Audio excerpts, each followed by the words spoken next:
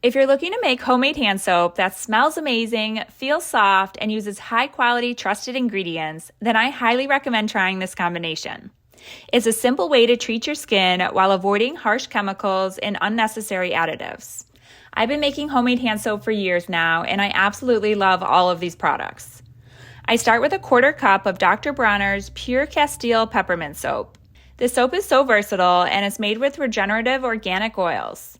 It lathers beautifully, it has a nice refreshing peppermint scent, and it's gentle enough for your hands, your face, and even your hair. It's really the foundation of my homemade soap, and it makes it smell amazing. Next, I mix in 1/8 cup of SULU Organics Jojoba Oil. This unrefined, hexane-free organic oil adds just the right amount of moisture.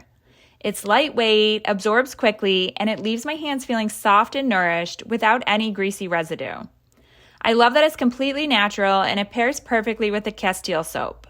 After that, I add 3 droppers full of the PURA Vitamin E oil.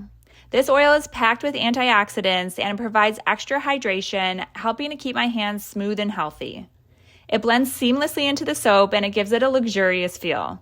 Then I just add 1.5 cups of distilled water and that's it. You have a rich, foaming, homemade hand soap in only a few minutes.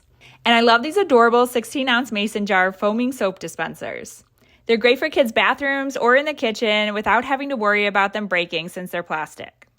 The pump creates a really nice, rich foam, so they're perfect for homemade hand soap.